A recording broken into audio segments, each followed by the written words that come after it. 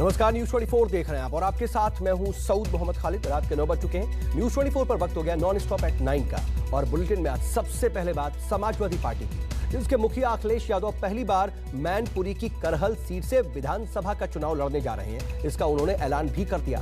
UP के CM Yogi Adityanath के चुनाव लड़ने के ऐलान के बाद अब समाजवादी पार्टी ने भी अखिलेश के विधानसभा चुनाव लड़ने का ये ऐलान कर दिया, जिससे मुकाबला बेहद दिलचस्प हो चुका है। मैं आजमगढ़ की जनता से अनुमति लेकर के ही चुनाव लड़ूंगा। अगर चुनाव लड़ता हूं तो आजमगढ़ की जनता से अनुमति इसलिए लेनी पड़ेगी, वहां के लोगों ने मुझे जिताया है। आजमगढ़ की जनता से पूछा या नहीं पूछा तो जवाब क्या मिला ये भी किसी को नहीं मालूम।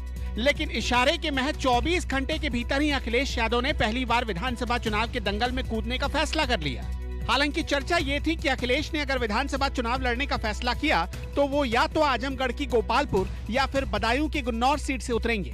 लेकिन अब समाजवादी पार्टी ने ऐलान कर दिया है कि अखिलेश मैनपुरी जिले की करहल विधानसभा सीट से मैदान में उतरेंगे।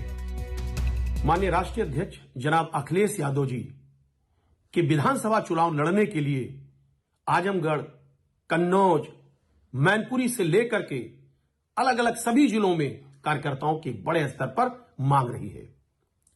इसको देखते हुए माननीय अखिलेश यादव जी मैनपुरी के करहल विधानसभा से चुनाव लड़ेंगे। मैनपुरी जिला मुलायम सिंह यादव के परिवार का गढ़ माना जाता है और पार्टी की नजर में यह अखिलेश यादव के लिए सबसे सेफ सीट हो सकती है। लेकिन बीजेपी का दावा है कि करहल में कांटे की लड़ाई होगी और अखिलेश यादव के यहाँ पसीने छूट सकते हैं। एक्सप्रेस वे पर पहुँचने से पहले ही उनकी साइकिल पंक्चर हो सकती है। तो ये गलतफहमी है कि मैनपुरी उनका गढ़ है जहां उनके पिताजी चुनाव जीत करके आए हैं और वहां से वो चुनाव लड़ करके सेफ है। तो अखिलेश यादव जी को मैं बताना चाहूंगा कि प्रेम सिंह साक्य जब लोकसभा का चुनाव लड़े तो मायावती जी का समर्थन लेना पड़ा। मायावती जी स्वयं गई थी वहां अपील करने के लिए, उसके बावजूद केवल हजारों मतों के अंतर से ही प्रेम सिंह साक्य वहां चुनाव हारे और मुलायम सिंह चुनाव जीत पाए। जबकि भाजपा के 50 से ज्यादा ऐसे सांसद हैं जो लाखों मतों के अंतर से 2019 का चुनाव जीते थे। तो मैनपुरी में भी उनकी हालत पतली है। हम उनकी साइकिल को करहल में ही पंचर कर देंगे, वो एक्सप्रेस वे चढ़ नहीं पाएंगे जिस एक्सप्रेस वे से उनको घर से लखनऊ आने का रास्ता मिलता है। लखनऊ की दूरी करहल से बहुत ज्यादा हो जाएगी। मैनपुरी जिला समाजवादी पार्टी के संस्थापक मुलायम सिंह यादव और उनके परिवार का सियासी गढ़ रहा है और फिलहाल मुलायम सिंह यादव मैनपुरी के ही सांसद हैं। करहल मुलायम सिंह यादव के पैतृक गांव सैफई से महज 4 किलोमीटर दूर है और करहल के जैन इंटर कॉलेज से ही मुलायम सिंह यादव ने पढ़ाई की थी। बात करें करहल विधानसभा सीट की तो 1989 के बाद से इस सीट पर समाजवादी पार्टी का दबदबा रहा है। केवल 2002 में बीजेपी ने यह सीट जीती थी। समाजवादी पार्टी के पूर्व राष्ट्रीय अध्यक्ष मुलायम सिंह यादव ने इसी विधानसभा से अपना पहला चुनाव लड़ा था और चुनाव जीतकर विधानसभा पहुंचे थे। 2017 में यहां समाजवादी पार्टी के उम्मीदवार सोवरन सिंह यादव ने बीजेपी प्रत्याशी रमा शाक्य को 38,405 वोटों से हराया था।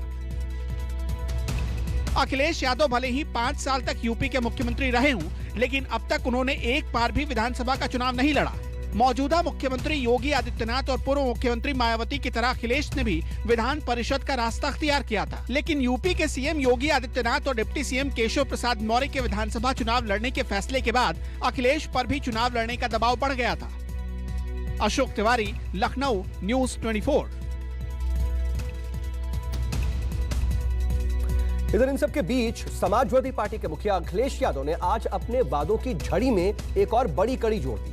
अब अखिलेश ने आज ऐलान किया कि अगर सूबे में इस बार उनकी पार्टी की सरकार बनी तो वो 2005 से पहले वाली पुरानी पेंशन व्यवस्था को बहाल कर देंगे। वैसे अगर पुरानी पेंशन व्यवस्था बहाल हुई तो ये यूपी के 12 लाख रिटायर्ड सरकारी कर्मचारियों के लिए सबसे बड़ी सौगात बन जाएगी। समाजवादी पार्टी ने फैसला लिया है कि पुरानी पेंशन व्यवस्था की बहाली होगी जब समाजवादी सरकार उत्तर प्रदेश में बनेगी। 2005 से पूर्व कर्मचारियों को मिलने वाली पुरानी पेंशन व्यवस्था लागू की जाएगी।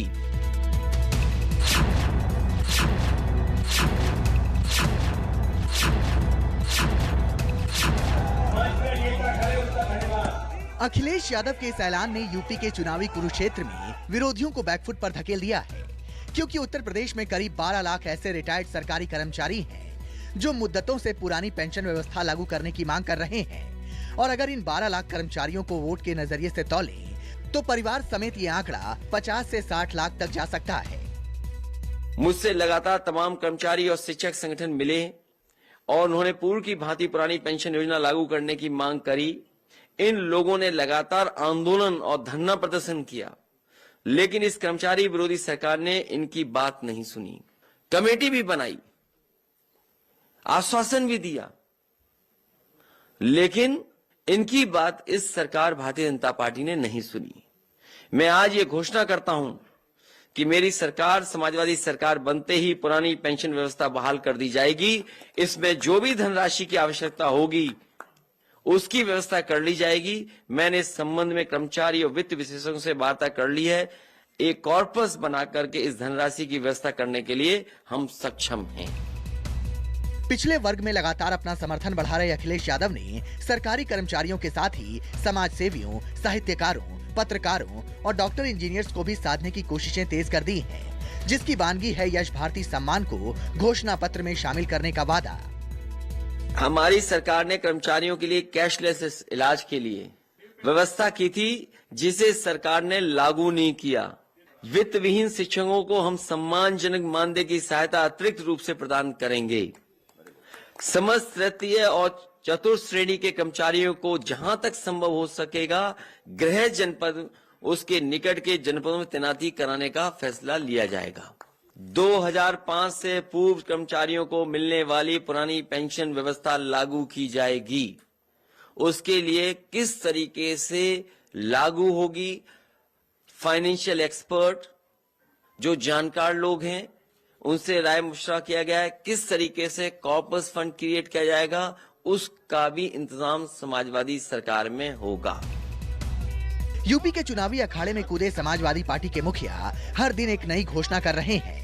बुधवार को ही उन्होंने गरीब परिवारों के लिए सालाना 18,000 रुपए की समाजवादी पेंशन देने की घोषणा की थी, तो इससे पहले वो 300 यूनिट मुफ्त बिजली देने का वादा भी कर चुके हैं। हालांकि एक और जहां अखिलेश यादव अपनी घोषणाओं और बीजेपी नेताओं को समाजवादी बनाकर साइकिल की रफ्तार बढ़ा रहे हैं, तो वहीं दूसरी ओर बीजेपी भी साइकिल को पंचर करने की कोशिश करती दिख रही है। समाजवादी पार्टी के संस्थापक मुलायम सिंह यादव की छोटी बहू अपर्णा यादव के बाद अब मुलायम सिंह यादव के साढ़ू प्रमोद गुप्ता भी बीजेपी में शामिल हो गए हैं। भगवा पार्टी से जुड़ने के बाद प्रमोद गुप्ता ने आरोप लगाया कि अखिलेश यादव ने नेताजी को कैद करके रखा है।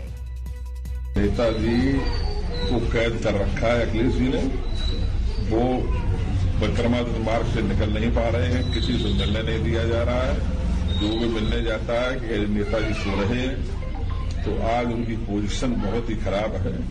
सच्चाई ये है कि हमारे नेता माननीय मुलायम सिंह जी और शिवपाल जी को अखिलेश जी ने बहुत प्रताड़ित किया। हम लोग अंदर से बहुत दुखी हैं। समाजवादी विचारधारा के जितने लोग थे अखिलेश जी ने सबको किनारा कर दिया, और गैर समाजवादी लोग जो मुलायम सिंह यादव को गालियां देते हैं उनको तरजीह दी जा रही है। हालांकि जब अखिलेश यादव के सामने प्रमोद गुप्ता के बीजेपी में शामिल होने का सवाल आया, तो उन्होंने बीजेपी का शुक्रिया अदा करते हुए उस पर तंज कस दिया। मुझे तो ये बात समझ में नहीं आती है कि भारतीय जनता पार्टी को खुश होना चाहिए इस बात को लेकर के। भारतीय जनता पार्टी जो आरोप लगाती है परिवारवाद का, कम से कम हमारे परिवारवाद को तो खत्म कर रहे हैं वो लोग। इसके लिए उन्हें धन्यवाद देता हूं मैं। कल से हमें आरोप लगा रहे थे, ये काम भारतीय जनता पार्टी कर सकती है। उन्हीं से सवाल पूछिए। समाजवादी पार्टी किसी के घर में लड़ाई नहीं करा सकती। यूपी के चुनावी समर में समाजवादी पार्टी और राष्ट्रीय लोकदल के गठबंधन को एक और बड़ा झटका लगा है। गौतम बुद्ध नगर के जेवर विधानसभा सीट से आरएलडी के प्रत्याशी बनाए गए अवतार सिंह भड़ाना ने अपना नामांकन वापस ले लिया है। कहा जा रहा है कि कोरोना वायरस से संक्रमित होने की वजह से उन्होंने चुनाव नहीं लड़ने का यह फैसला लिया है, लेकिन इसके दूसरे मायने भी निकाले जा रहे हैं। मानस श्रीवास्तव, लखनऊ, न्यूज़ 24।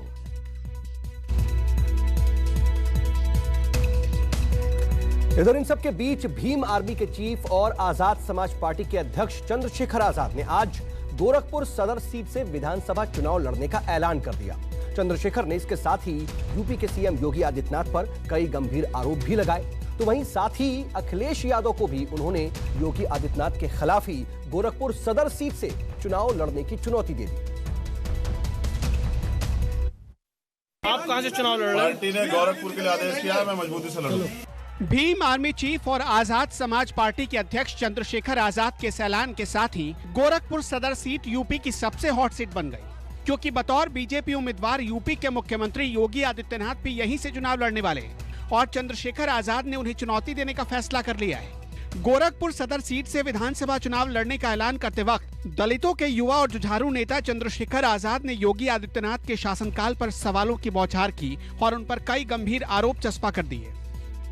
5 साल में जो अन्याय अत्याचार जनजाति बहुजन समाज के लोगों ने उत्तर प्रदेश में सही, उसके लिए सिर्फ एक शख्स जिम्मेदार है, वो है मुख्यमंत्री योगी आदित्यनाथ। और जिन्होंने मेरी बहन के शव को रात को 2:30 बजे जलाया, जिनके संरक्षण में प्रयागराज में मेरे परिवार के 4 लोगों की हत्या होती है, जिनमें 2 माँ बेटी जो होती है उनके साथ सामूहिक रेप होता है और आरोपी सरेआम घूमते हैं, जिनके राज में यहाँ CNPR NRC में आंदोलन करने वाले मुस्लिम भाइयों को 20 लोगों को एक दिन में कत्ल कर दिया जाता है, जिनके राज में जो है 29 शिक्षक भर्ती में आरक्षण का घोटाला होता है और न्याय मांगने पे बहन बेटियों पे लाठी पड़ती है। अगर रोजगार के लिए नौजवान जाता है तो उनको लाठियों से पीट के जो है गालियां देकर भगाया जाता है। ऐसे मुख्यमंत्री को हम लोग सत्ता में नहीं आने देंगे। चंद्रशेखर आजाद ने चलिए रुकेंगे यहाँ पर एक बहुत छोटे से ब्रेक के लिए। आप बने रहिए न्यूज़ 24 के साथ।